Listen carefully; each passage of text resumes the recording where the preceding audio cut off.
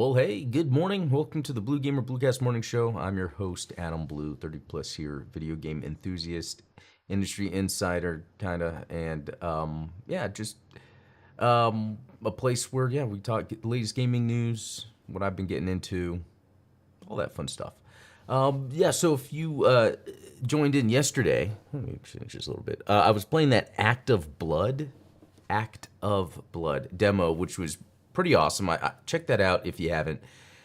I feel like it's forming a new way to play in the feel of, like, I guess, action games, especially like kung fu martial arts. I thought that was pretty cool. Hey, morning, Jam Killix. Good to see you. Chris Ultronimus. Morning, Gap Associates. Yeah. But no, really, yeah. There's a few news items we're going to go through here shortly, and then I've got a whole list of demos to play, but we might get to one or two. Okay, to start off, what I've been playing, and this is actually going to be very boring. All I did was play that Acts of Blood demo yesterday during the show. I didn't actually play any video games yesterday after that. I want to get back to, I don't, but I do, Vampire Survivors to get the rest of the Castlevania music. That's kind of like the thing there. But also, like the Metal Slug Tactics, I want to play that. I don't know. I'm really just waiting for that Star Wars Outlaws update to come out, which I still have a couple weeks, so I got some time. Okay, so, okay, that's kind of weird. Anyway, moving on, let's see some news.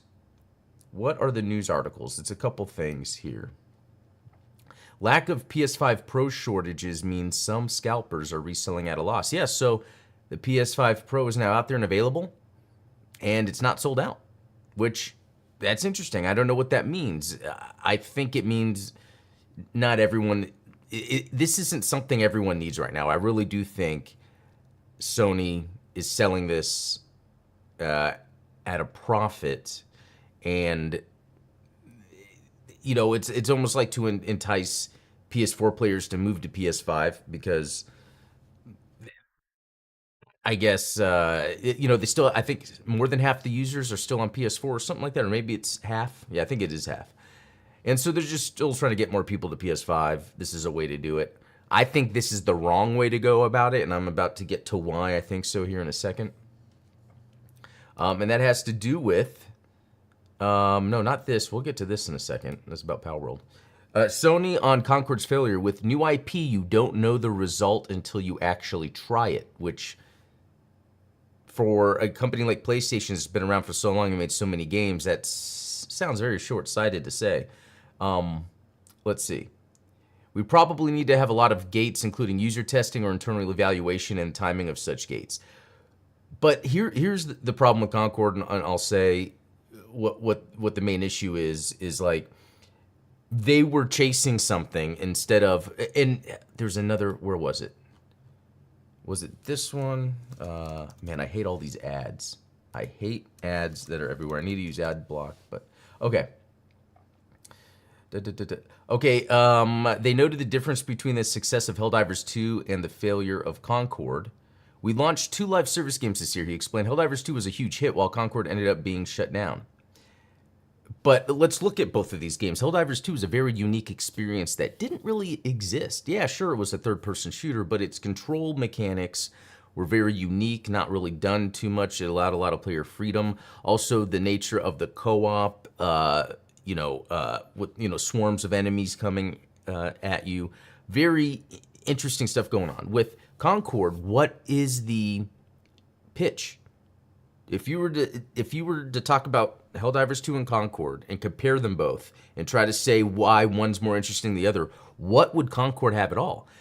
Some of what the pitches here were from Sony was, it's like Star Wars, the Star Wars for PlayStation. But what does that mean? Is that a story? But isn't this a game you're making? At the end of the day, the core game mechanic that they were going after was not the draw of the game. And so it's just going to fall flat. And it's interesting that they talk in this way as if they're surprised by this, but gamers, people that play games for the interactivity, were saying before Concord came out, what is this for? And that's why it didn't sell. So it's very interesting to hear after the fact them talk like this. Like, it could be that they're just not admitting they know what the problem was, or I don't know. It's very interesting that it goes down. And there's some other stuff that we're going to get to that's related to Sony. Astrobot sells 1.5 million units 2 months after launch. Let's see. Astrobot received universal acclaim on review aggregate and Metacritic, with the game receiving 94 out of 100. And it's a great game. They're not sure if that's how much they were hoping it would sell. And I don't know either, except that PlayStation has now sold 65 million PlayStation 5 units, which at a 65 million, only 1.5 million people bought Astrobot. And I think this is where Sony is again missing the mark. A couple things. I think Sony did go too long banking on these these narrative-driven games, I should say, where gameplay takes a back seat, where the game is driving you most of the time. And I think it evolved from Uncharted. I think the Uncharted games were amazing by the time we got to 4, even though I thought I didn't even play through all of 4.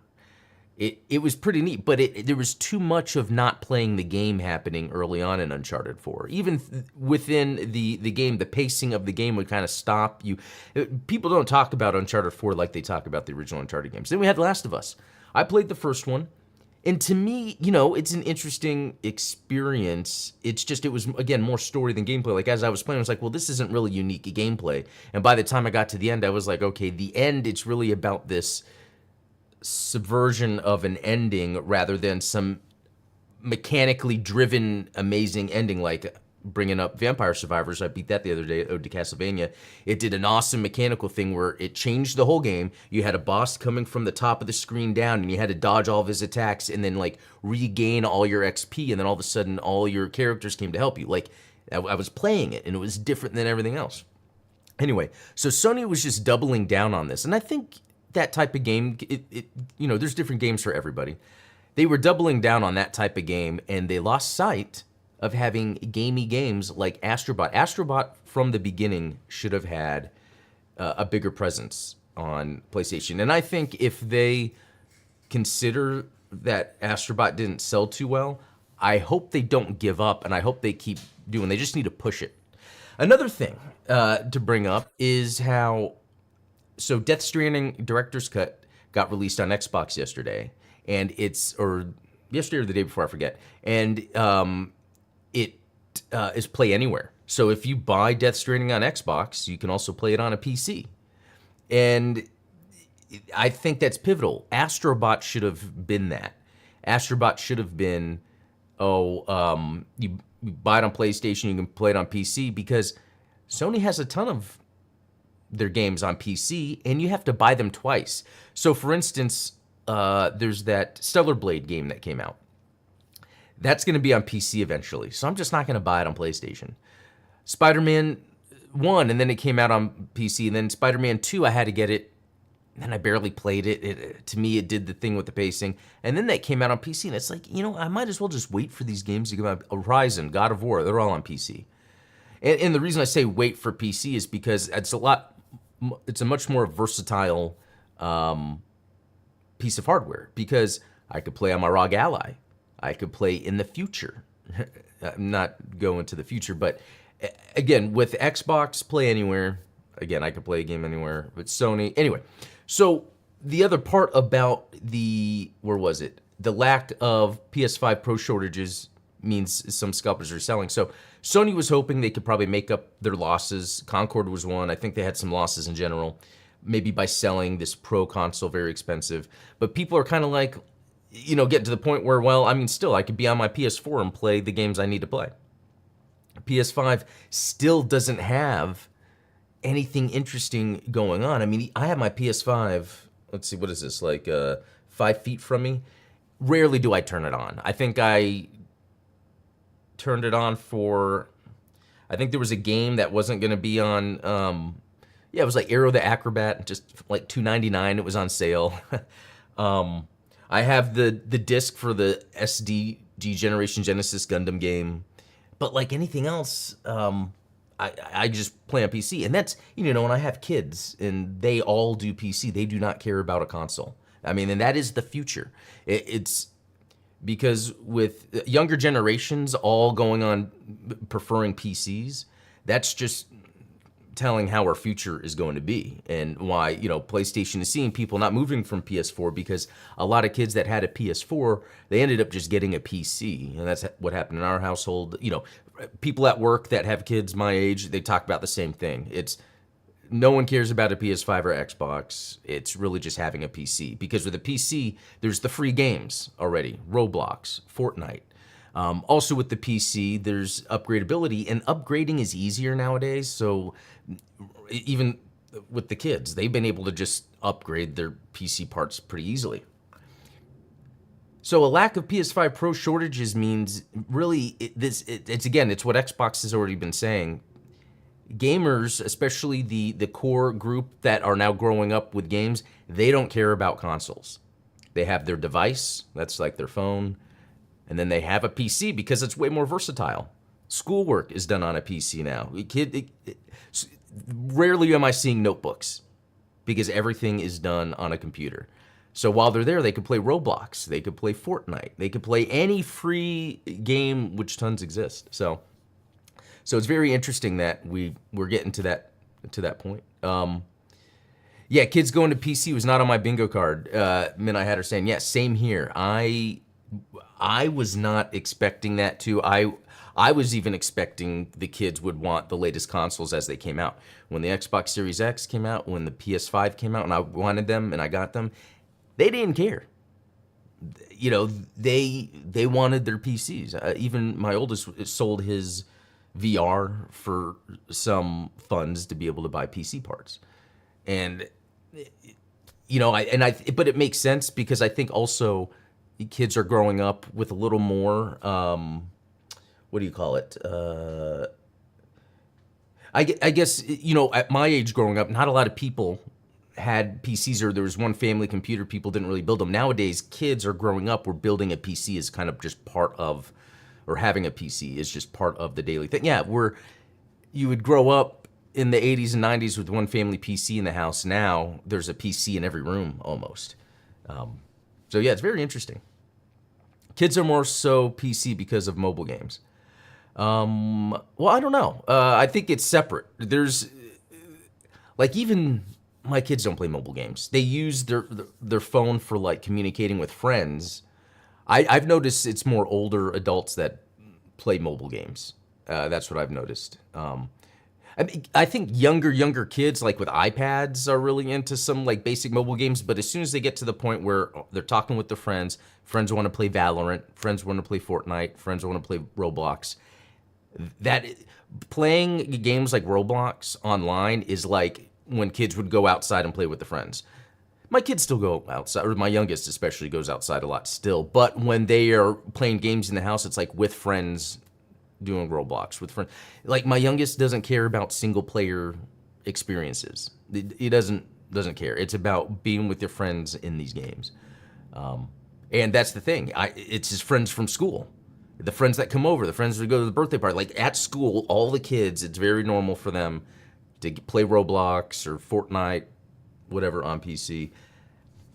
So yeah, pretty soon, the console's not going to matter. Xbox knows this. Sony is... You can see with Hiroki Totoki talking about, well, we didn't know Concord wouldn't work. It's like, yeah, because you guys are also still pushing consoles. You're not pushing games to be multi-platform. Yeah, because if a kid is using a mobile device to play Roblox, he's playing with his friend on a PC. Yeah, I've even had it sometimes where my son, the youngest, will hang out downstairs on his phone playing Roblox, you know, instead of on the PC upstairs. It's the future of gaming. So anyway, I just wanted to bring all this stuff up because I feel like, and a lot of it too is, you know, reading how there's been this exodus in the past 10 years in general from PlayStation of game developers. Again, it's turned into this checkbox filling a seat to have a developer, or not like, hey, here's a creative lead with a vision to make something. And we're now seeing the repercussions, because if you want to see a creative lead make something interesting, look at indie games, for instance. The other thing I wanted to look at, where was that? Yeah, new details emerge on, Nintendo's lawsuit again. Man, I hate these ads. Or like even when I'm scrolling down and then like it pops up the little, the menu because I guess it's going mobile or whatever. Like, no, it should push down than what I was reading. Anyway, I'm complaining about something stupid. New details emerge on Nintendo's lawsuit against Palworld devs over alleged Pokemon patent infringement. I'm interested in this. Let's see. Nintendo and the Pokemon Company is actively seeking 10 million yen, around 66,000, which doesn't seem like a lot compared to how much Palworld is probably making, in damages over alleged patent infringement. So it almost seems like Nintendo's just trying to prove a point rather than make money, which means that money wasn't the issue. They're not losing money. That's... let's see. So 3 different patents, and they have these, which... Sure. Which they were done in 2024 after Palworld came out. The patent dates have caused some confusion online. Some question whether Nintendo can sue for patents that were applied for and registered after the release of Palworld, which was released on January 19, 2024. For those confused, Nintendo has done what's called parent patenting. Essentially connecting the new patents to existing ones and making them valid. Pocketpair said that they will continue to assert our position in this case through future legal proceedings. And then the Pokemon Company are requesting payment of 5 million yen plus late payment damages to the Pokemon Company. Payment of 5 million yen plus late payment damages to Nintendo. I guess that's all the update. That's just like negative news. It's just like bothering. I mean, the Palworld developers just wanted to make a fun game for people to play. Now they have to deal with this huge mega corporation that makes a ton of money, like trying to bully them around, which if Nintendo is seeking $66,000, this obviously isn't due to a money issue that they're losing. It's due to them just wanting to assert their dominance. It's disappointing. Very disappointing. Let's see. I'm gonna start a game now. For some reason, I must have messed up the chat thing because I can see the chat. I couldn't get it to come over on the screen. You know how it is. I'm gonna start a game. Okay. And while that's going on, let's see. Autonomous consoles kind of don't feel nearly as special anymore. As you said, most stuff on console just come to PC now. Yeah. And just, especially in an age where, people want to hold on to things through time. It's like there's so many PS3 games I want to be able to play easily, and I can't and I have one though, but hunt down a PS3, hunt down PS3 games. That's kind of annoying. Or even PS4. There's this Godzilla game on PS4, that is out of print now, and I used to own it, and I sold it at one point, but it's one of those things where it's like it's not an active hardware, so it's not an active game, whereas like on PC, everything's released digitally and there's a way to get it even if it gets pulled from stores. Back in the day, if it was exclusive, it stayed exclusive. Yeah, and I like that, and that was neat, in a way where, because these companies, again, these AAA companies nowadays, PlayStation and Xbox, they're guilty of this. They expect these returns. And if they don't get the return, they're like, well, the game failed. And that's the problem. I think things could be exclusive if they just make it cheap and don't expect, that huge return. Let's see. MS never really wanted exclusivity, which Game Pass is part of it. Oh, yeah. Yeah, MS knows that the exclusivity is not going to help them at all. In fact, it's funny because Xbox has more monthly active users than PlayStation. It's something I bring up all the time because Xbox has themselves positioned to be multi-platform, the Play Anywhere initiative. And it was funny, yeah, because Death Stranding, again, just came out on Xbox, the director's cut, and it's Play Anywhere.